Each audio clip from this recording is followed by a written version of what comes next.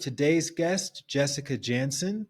Her journey began when she volunteered to help a family care for two children with a rare genetic disorder called spinal muscular atrophy. And what started as pushing a wheelchair around a Sunday school classroom grew into years of learning about love, gratitude, and the daily realities of caring for children with special needs. Little did Jessica know that this experience would become her own profound preparation when years later her second child would be diagnosed with the very same condition. Let's listen in. So I'm driving to church with my girlfriend, and I'm so frustrated because I live in Calgary. It's a boom and bust city. We're in a boom. You know, people are literally making $50 an hour picking their nose, just sitting in a cubicle. So you're like, anything is possible in this city. This is legit what happens in Calgary. So I'm like, I can pick my nose and look good while doing it. So how have I not found this amazing career and job? And my girlfriend's like, what do you know you want to do and don't want to do? Let's just start with the pros and cons list.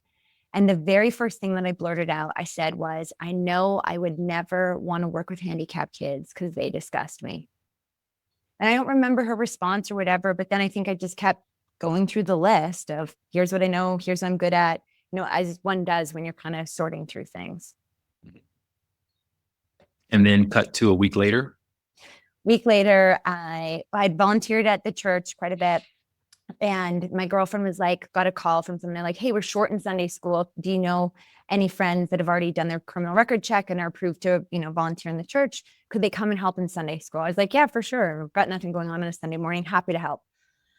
So we get there and they're like, you over there, you over there. And they're like, you over there with the 5 and 6 year old boys. I was like, okay, sounds good. I'm over there with 5 and 6 year old boys. And as I walk towards like the classroom, I see a little boy and he's sitting in a wheelchair and his hands are too weak that he's stuck. He can't roll and play. And if anyone's ever seen 5 and 6 year old boys, they are filled with more energy than a friggin' rock chip. And so they are like circling the room and rounding. And I went straight over to him and not even remembering this conversation, but I just said, hey, can I push you around so we can chase the other kids? And he said, yeah, that'd be great. And I was chasing the other kids and it was crazy. And I'd be chasing him so fast in his wheelchair, his head would fall over and his neck, you know, was very weak. And he'd go, excuse me, Miss Jess, can you pick up my head? I can't pick it up. And so I would literally take my hands to his head and I'd get it back straight. And I'd be like, okay, I'm driving the wheelchair too fast. And the rest was history. At the end of that, I felt this nudge. This is probably when I really started paying attention to nudges. And this voice was like, Jess, you got to go tell this family that you help them, that you'll just, you know, whatever it is. And so I wheeled Sean to his dad where he's picking him up from Sunday school. I said, hey, I'm Jess. I swear I'm not a criminal. I've got a criminal record check. I'm a super nice person. I just love to help and serve your family.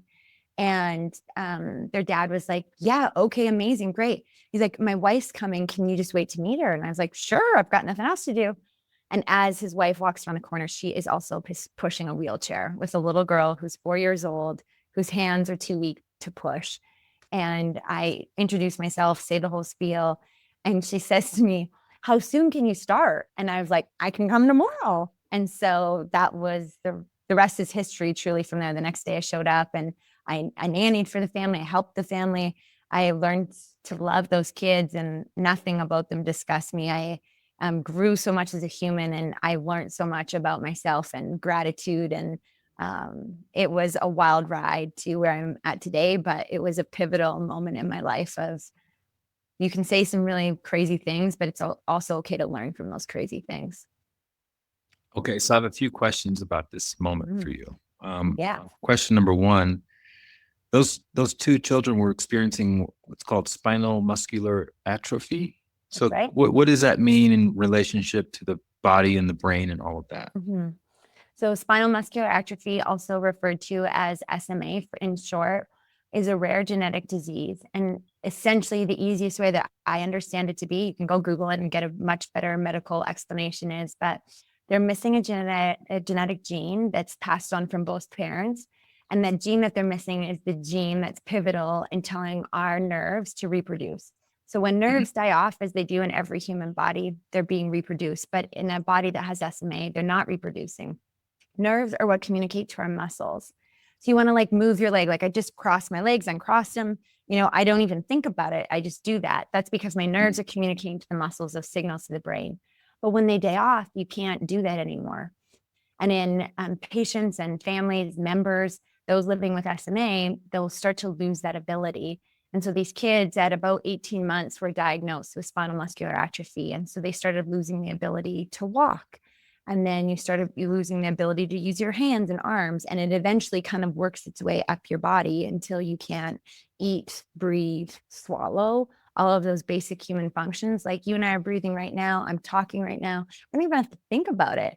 I just do it. It's that natural. I can move my arms up and down, side to side, clap, give you a thumbs up.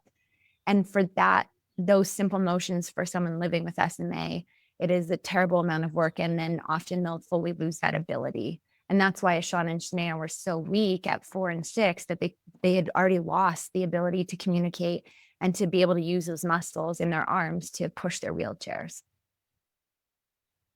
Is there a certain amount of time that doctors give someone who's experiencing SMA? So Sean and Shania, at their diagnosis, which was about 18 months, so a year and a half, almost 2 years old, the doctor said they probably wouldn't make high school. Excitingly enough, Sean and Shania have both graduated high school and are in university now and kicking butt and like literally world changers. They're the coolest humans. I love connecting with them because I always learn something. They think I'm an absolute, gong show with a capital G. Just ask them. They're just like, it's never a dull moment when we're together. For others, getting diagnosed at birth or a few months old, it's usually death before the age of 1. And then you'll have people live into their 50s and 60s. They say that there's about 4 different types, and type 1 being the most severe and type 4 obviously not being severe. And in each type, there's varying levels. There's not like a cookie cutter of like, oh, you're type 2. Like we know some really strong type 2s that can like lift up their arms and try to pull a sweater on. And then other type 2s that can barely move the joystick on their wheelchair or can't bring a spoon up to their mouth. So you've got varying degrees of severity.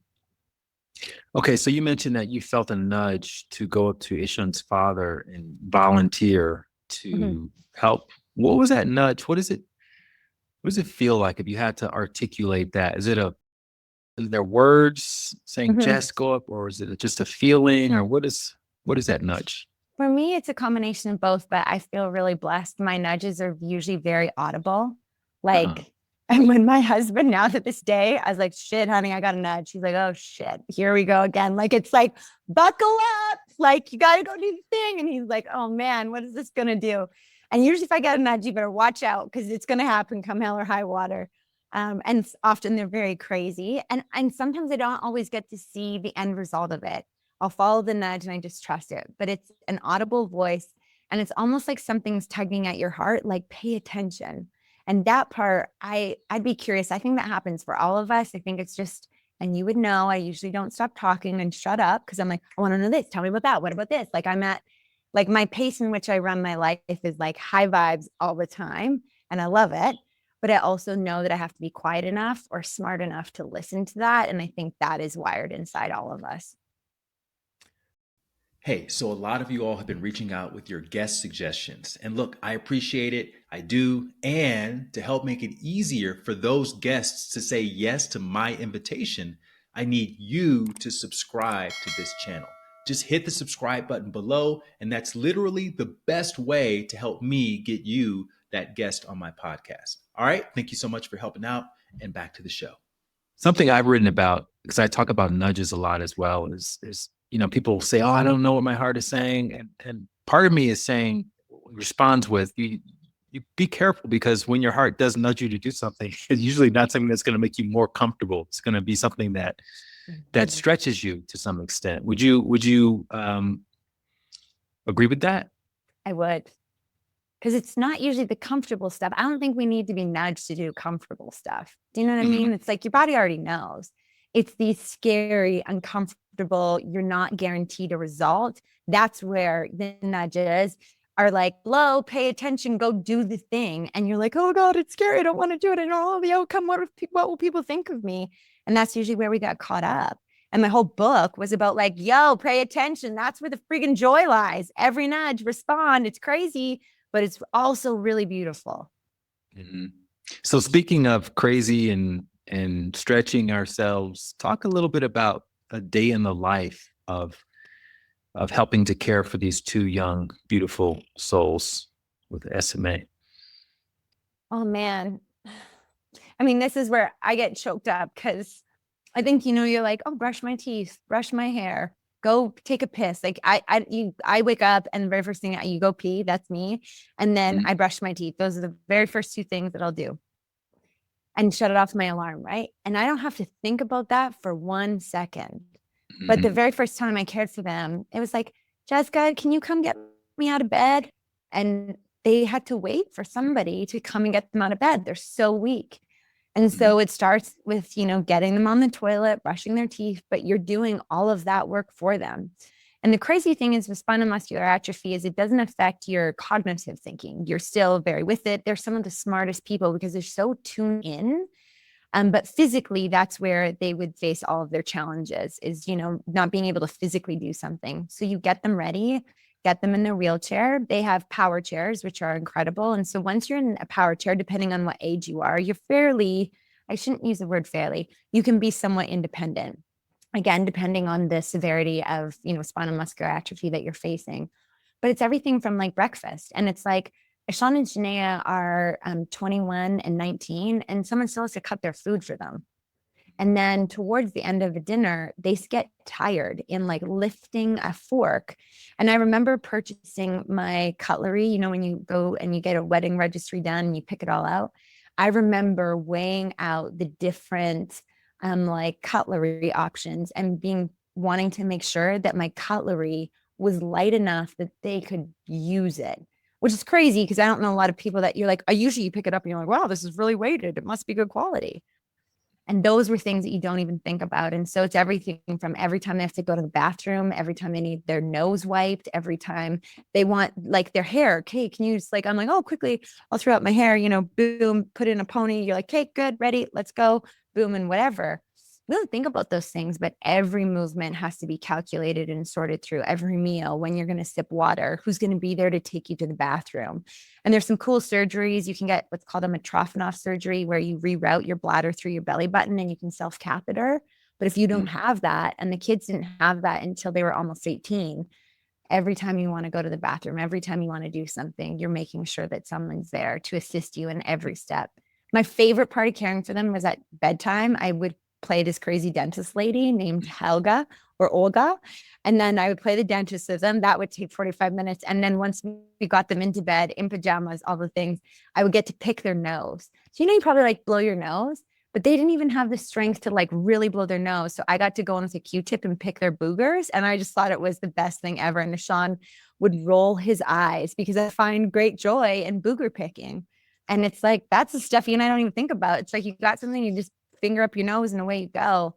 And it makes you realize, like now when I look at it, I'm like, golly, everything I do is a blessing to run and jump and skip and play. So when you would leave their house every day, would you feel exhausted or would you feel grateful, or was it a combination of just a lot of different feelings? I remember that first time I left their house, I bawled. I bawled because I think like all fitness and working out, but I was like, I didn't even have to think about walking down 2 steps and opening my car door and not having the strength to do that. I didn't even have to think about that my legs wouldn't work. And I don't think many of us played through that scenario.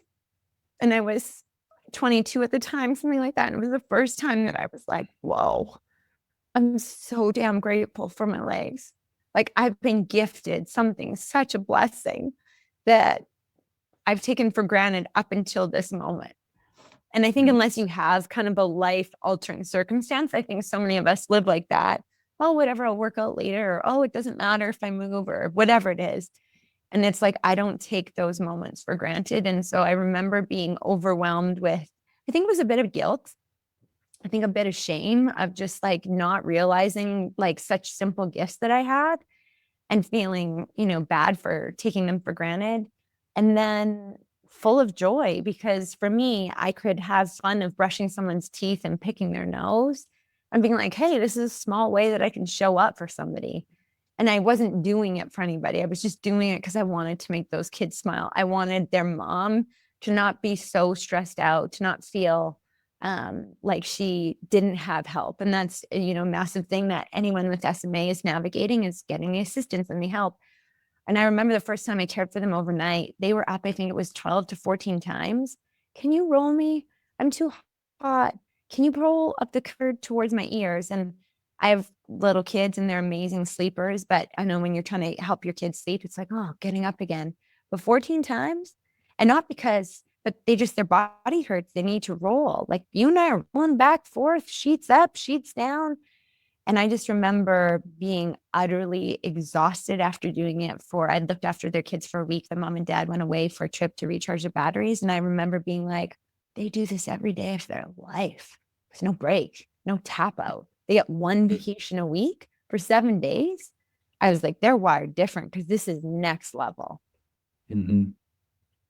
How did this experience evolve or influence your idea of success for yourself? Because you're 22 years old. I mean, most women your age, or most people your age, are thinking about making a lot of money and, you know, being famous or whatever.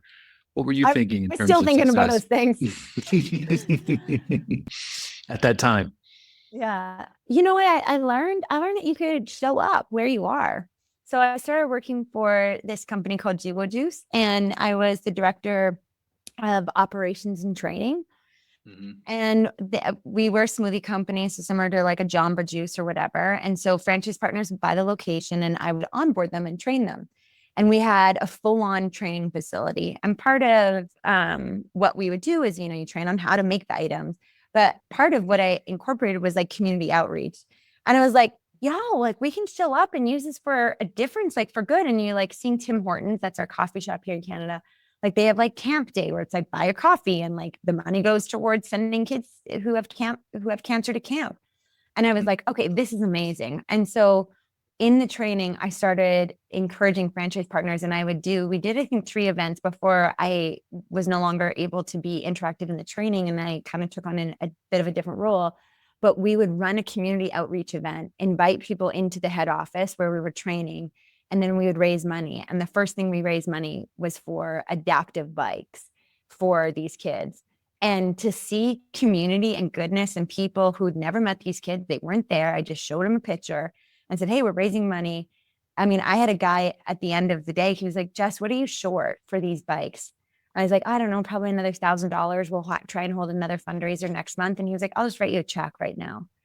Mm-hmm. And that was where I could see that I believe in any situation, big business, big corporation, a small business, you know, a mom and pop shop, is that you can give back and show up.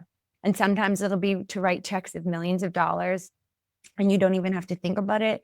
And other times it's raising it, you know, dollar by dollar, penny by penny to raise adaptive bikes. And that's where I really saw, I think, in my corporate world of wanting this like CEO type position and, you know, take charge, I wanted to inspire people that even in a corporate job, we could still do good and serve the community. And that was accomplished then. And that's transitioned into what I do now. Okay. So that's where you met Hot Ronnie in Jiwo Juice, right? Hot Ronnie. Yeah. So you will go into great detail about this in your book, how you had a girlfriend and you had this guy from Costa Rica who you were thinking about dating, and Carlitos, and you secretly wanted Hot Ronnie. And so just give us a little synopsis of how all of that played out. Here's the shortened version, then this is like the encouragement. Because here's the other good thing is that, I mean, the other important thing I want to express is that you weren't Mother Teresa. You still wanted to be in a relationship. You still wanted, you know, to have a family and all of that. Yes. While you were taking care of these other kids. Yeah. When I knew I could, like, for me, it was like a no-brainer. It was like, I have all this time. Like, I don't have kids of my own. Like, how I can, of course, serve and show up. And I had that desire very much so to have my own kids and a husband and, you know, that white picket fence, blah, blah, blah. So I meet Hot Ronnie and we're working together and I'm like, holy shit, this guy's hot. I don't know if you can swear on here. Pardon me. If we can't, you can bleep those out. But I was like, dang, this guy's hot. And then after working with him for a week, I was like, he's an asshole. He's a jerk. Like, woof. And he was short and I was short and we never were friends. We're at the office late one day. And like I said, I stayed at the office late all the time because I didn't have other things to do. I volunteered in church and I did some other stuff. But I was like, I saw opportunities of where to go. I created my own positions. I told companies what they needed to do. And so I loved working. So it was often that I would be at the office late. It wasn't often that you would ever see Hot Ronnie there. He'd peace out by 4. And so we're at the office late one night and I had asked him, hey, are you okay? And he goes, no, not really. I was like, okay. Again, this nudge on my heart to be like, ask him how he's doing. And in that question of me saying, hey, are you okay? He shared about he had this drug overdose with his girlfriend and they got drugged. And he kind of made up this BS story. And he was like, I'm really struggling. So what I do, I go back to my faith and I was like, hey, if you want to join me at church, feel free to join. And often when you invite someone to church, they're like, hells no, church be crazy because they've grown up in really whacked out churches with crazy rules and really bad taste in their mouth. And like everyone's jerks and two-faced. And so you're like, I don't want a part of that. And he legit was like, yeah, I'll be there. And I was like, holy crap, this is uncomfortable because I'd been turned down more times than I had been like accepted the offer. And so I was like, oh, and then that like booming voice, the tug on my heart was like, ask him to the Good Friday service. And that weekend was Easter weekend, which is a big deal in the Christian faith. And so I was like, I am not asking the hot guy to church twice in one weekend. That is way too much. He's going to think I'm a Bible thumper. And the voice boomed at me again, being like, ask him, like, you have to do this. So uncomfortable. I like mustered up the courage, kind of closed my eyes. It's almost like I felt like if I closed my eyes, like he wouldn't see me. I was like, hey, you can come to church with me on Good Friday if you want. And he goes, you go twice in one weekend? So I explained the whole thing about Easter. And long story short, he came to church. He was a total mess, struggling with mental health, massive addiction issues that he had kind of kept under wraps from all of his family and friends for a really long time. He gave his heart to God. We started becoming friends. He just needed someone that was like chill, didn't drink, party your face off, and do drugs, which I would stay at the office late on a Friday night because that's what I did. And so he was just like, so you just like don't go clubbing on a Friday? Like you don't go out and drink? And I'm like, no, like, why would you do that? Just wasn't my scene. And so we became friends. But while that was happening, I had started this romantic endeavor in January with this Costa Rican whitewater rafting guide that I was like, okay, this is it. I have to marry him. I'm going to start an adventure company in Costa Rica. That will be how I climb the CEO ladder. I'm just going to own my company. It was a whole thing. So long story short, the Costa Rican guy ends up coming. I end up telling him I'm not loved. And Ronnie and I, the more time I spent with him, the more I fell in love with him. And anyone that will meet him to this day, he was a punk for, I'd say, a solid 10 years and a little bit of a jerk, but who he is to the core has always been great. And he has the most incredible heart and he's servant hearted and humble and kind. And I fell in love with that guy. And so I like confessed my undying love to him 3 times. He's like super great, but we're just friends. And then eventually he caved, or I just wore him down from harassing him. I don't know. He can tell his own version of that, but we started dating. And then 2 years later, I was like, TikTok, buddy, TikTok. Either we're in it or you're out of it. And he was like, I'm out. And we broke up for a bit. And then he was like, oh, you are kind of the person I want to spend the rest of my life with. It's exhausting for him, but here we are. Wow. So throughout this whole process, are you still volunteering with Ishan and his sister?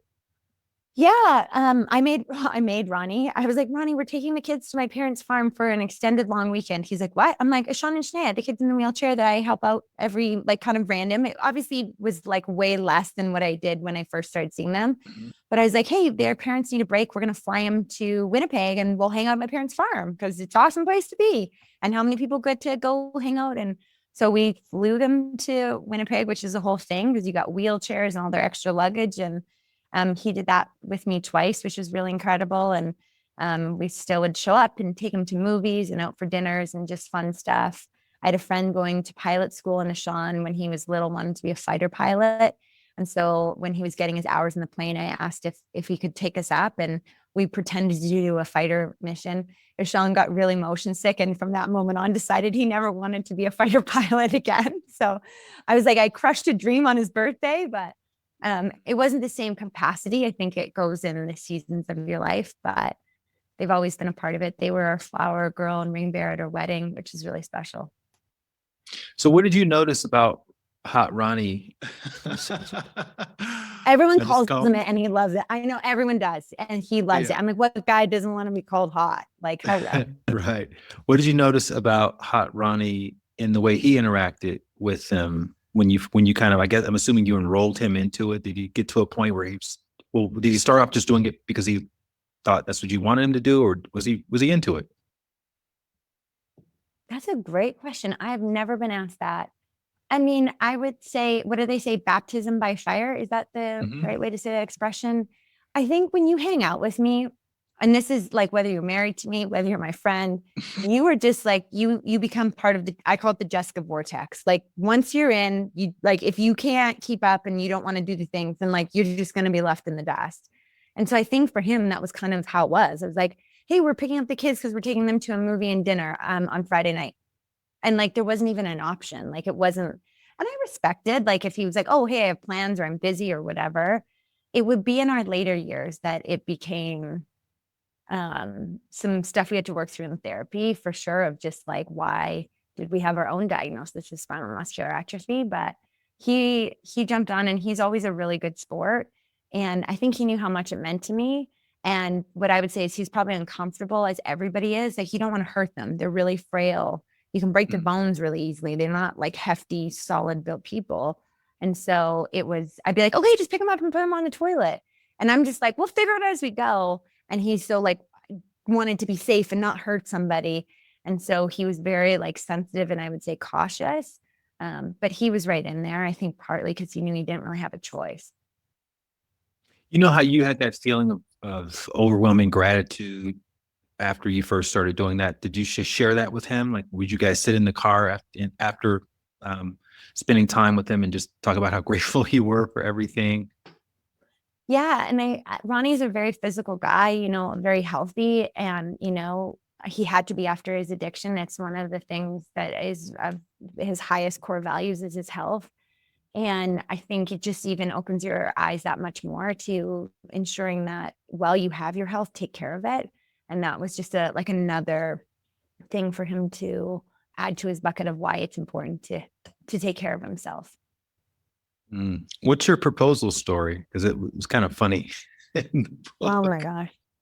So I gave Ronnie an ultimatum because we had broken up, and I literally said, because I'd done this with Jeff, and I remember we were So hanging out again. romantic.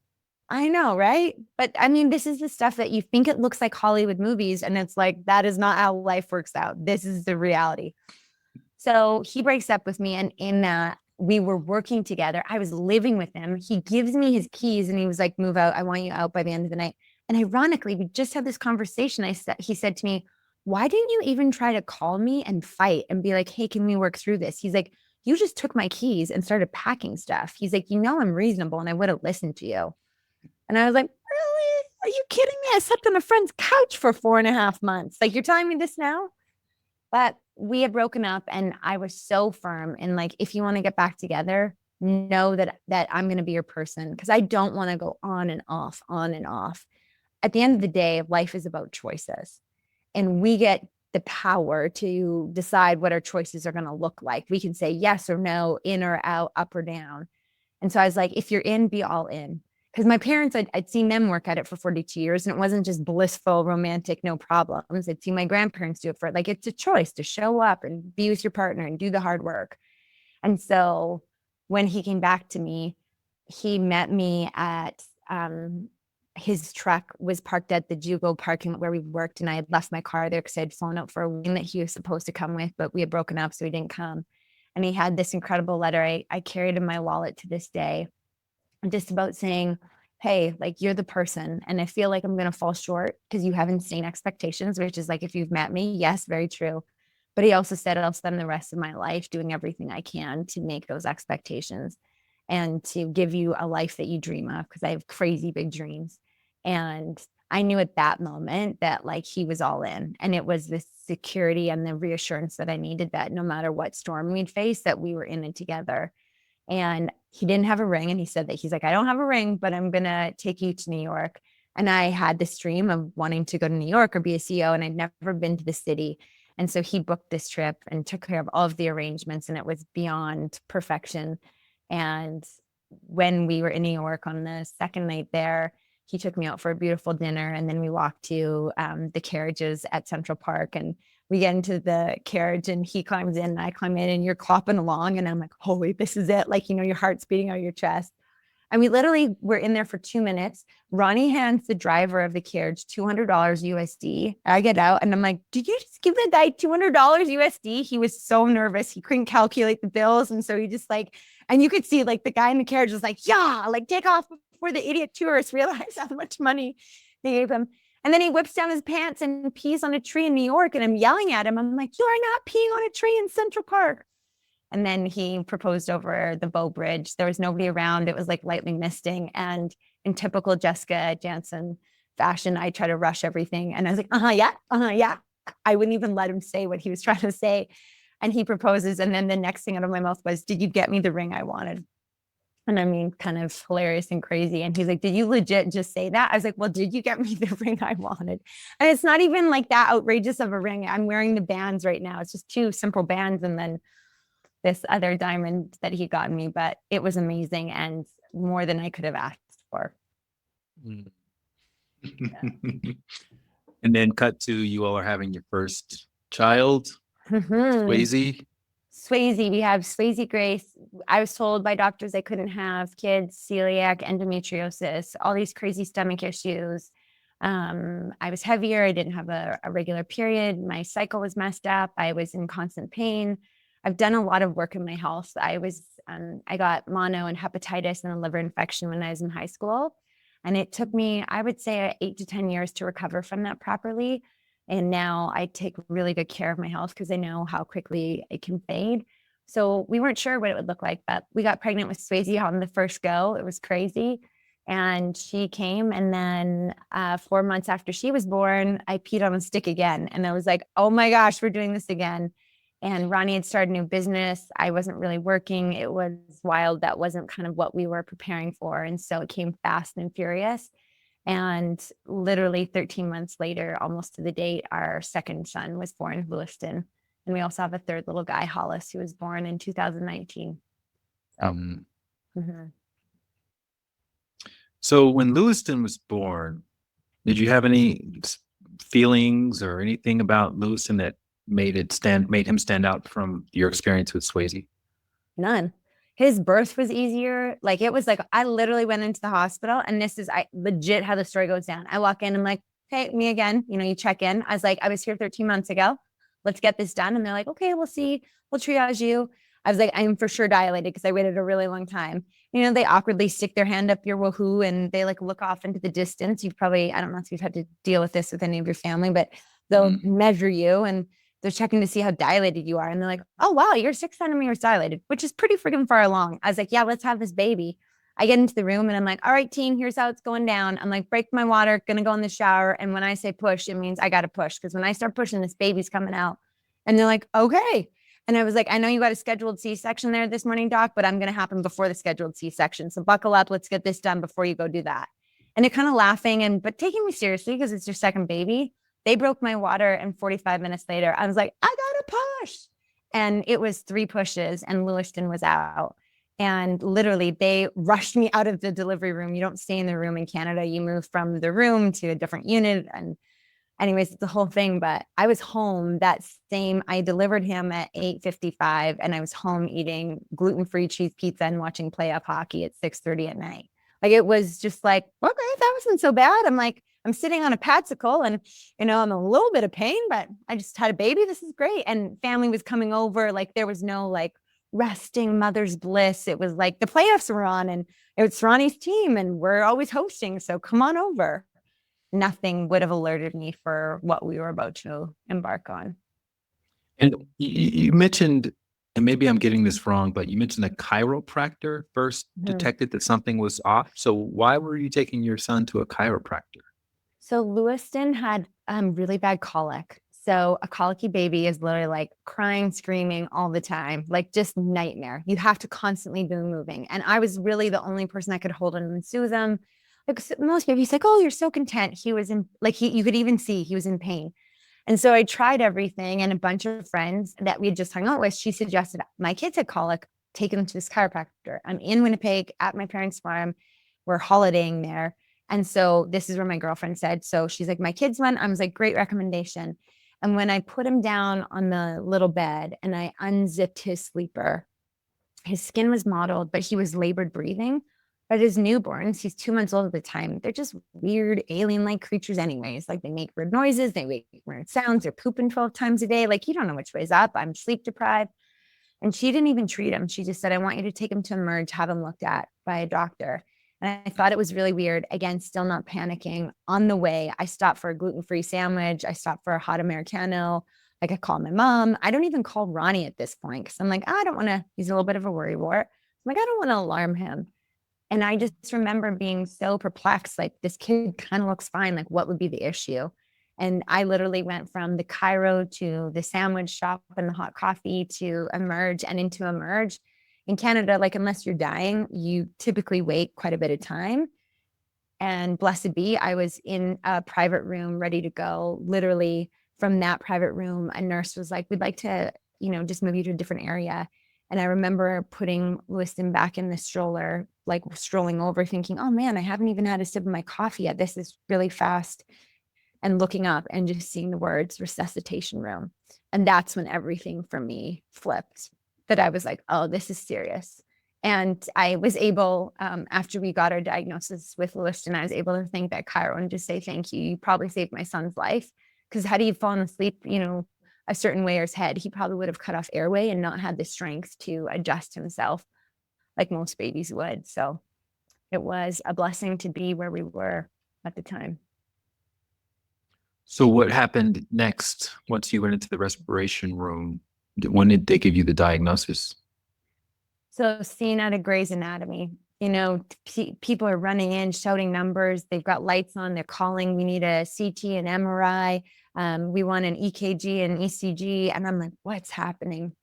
And so the team's, counting and checking on his vitals every 30 seconds. And we're moving to an MRI over to get a CT. And I called Ronnie. He had flown back to Calgary because he had to go back to work. And he got on the first flight that he could. And we spent 6 days in Winnipeg at their children's hospital with no answers. You meet with geneticists and, vitamin specialists and geneticists and their neurologists and their cardiologists. And they're like, maybe bacterial infection, could be a vitamin deficiency. We're not seeing anything. And there, somehow I decided to call Karen and I said, is it really hard to test for spinal muscular atrophy? And she said, no, it's just a simple blood test. And so we requested it to be done in Winnipeg. And they were like, oh, we really don't think it is SMA, so we don't want to do it. And they're like, we don't have a lab here, so you have to send it off. And we were both like, do what you have to do. If you need to charge my credit card, charge my credit card. Like, just get the test done. Because the neurologist said to us, I'm 99% sure it is not spinal muscular atrophy. And we high-fived. We're like, whoo, dodged a bullet. Hopefully he's just like a little slower or doesn't have the same muscle tone. And they drew the blood work. It never got sent off from Winnipeg. We could fly back to Calgary after we get discharged in Winnipeg. And we just didn't have peace in our heart that we didn't have an answer. And so we went to go see our doctor, the children's hospital. I asked for a file to get transferred from Winnipeg to Calgary. They transfer the file. We get a call and we go in that very same day. And that day we got admitted and we redid all of the tests. And some of them are pretty painful. They're not very fun tests to go through. And we redid all those tests. And on August 5th, the doctors walked in and handed us papers that said spinal muscular atrophy. And I was so naive. I was like, okay, not so bad. We got this. I was like, okay. Like, I'm like, fast pass Disney. I'm like, because if you're in a wheelchair, you just right to the front, you're just priority. I was like, I'm going to get all the prime parking because I now get the blue little handicap sticker, like beep, beep, here we come, prime parking. And the doctor could tell that I wasn't getting the severity of this. And she had that piece of paper discussing the different types. I didn't know. After caring for Shauna and Shania for almost 9 years, I didn't know the severity and the different types. It just didn't, I don't know, call me naive, blonde, whatever it is. And she said to me, she goes, Jess, like, this is spinal muscular atrophy. We're waiting for the confirmation from the blood test, but we don't think that Lewiston will make his first birthday. And we don't have treatment. There's nothing we can do. Our role here will just be to make him comfortable. And those words when someone says, you know, there's nothing you can do, like that for me, there's always something you can do. So that hit me really hard. Thank you so much for watching. Just FYI, we post a new video almost every day, so make sure you comment and subscribe below so you don't miss out on anything. And if you enjoyed this video, I think you're really going to love this one as well. And if you ever want to see a playlist of all of my podcasts or all of the plot twists or any other category of videos, you can find links to those in the description below.